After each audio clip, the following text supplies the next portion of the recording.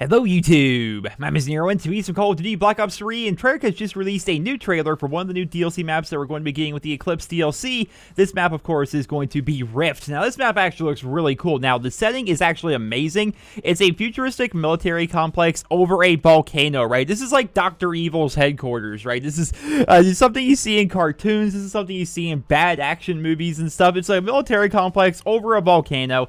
They said there's going to be a lot of forced engagements, not so many flank routes, and that you're going to need to either kill enemies to move forward or use the movement system to get around very well. It's going to be a very dark and gritty map, and it definitely looks to be pretty interesting. Now, I've always been somebody who kind of speaks out against dark and gritty maps. I've always been a fan of the bright and colorful maps, but this map just, it makes sense for it to be dark and gritty. We're over a volcano, and it's nighttime out, you know? It just looks to be a very interesting map, and one very interesting thing that they mentioned about this map when they gave us a little tiny teaser, which all they really did was show like a 2-second long cinematic, which this is like a 12-second long cinematic, so it's not much better.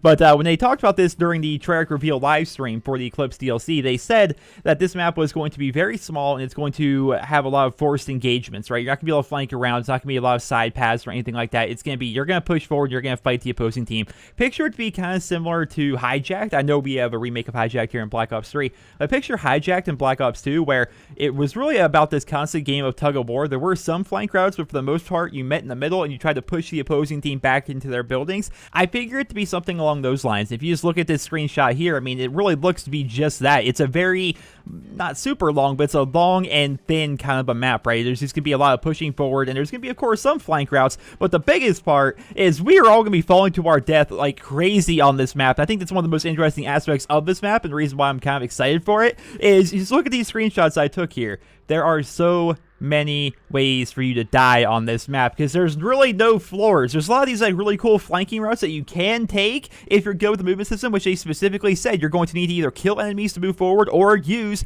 core movement to get around them. And then you look at the core movement spots, it's like, oh, all right, well, there's no floor there, so I'm just gonna either fall to my death or get around or get shot on the wall. It's gonna be interesting. I have a feeling that we are going to be falling to our death so many times on this map. It's going to be a lot like Advanced Warfare. How many times have you personally fallen off of Green Band in Advanced Warfare? I know I did several dozen times. Even after like the game's been out for several months, I know where you can fall off the map and whatnot. Just occasionally you mess up and you fall off the map. I have a feeling this map is going to be pretty similar to that. I have a feeling, especially on day one, like the first day that everyone has access to this map, we're just going to be falling off it like crazy. It definitely looks to be interesting. It's a very cool concept for a map. We're going to be freaking in a military base above a volcano, and lots of us are going to be falling into that volcano. As well, this is going to be a rather short map. It's going to be kind of like a small little one where it's very narrow, and I have a feeling there's going to be a lot of fun engagements on that map, so I'm definitely looking forward to it. And that, ladies and gentlemen, is going to conclude my little video covering the little 10-second long trailer they gave us for the map Rift. And of course, they're going to be doing this for the 2 other DLC maps that they're going to be giving us with the Eclipse DLC.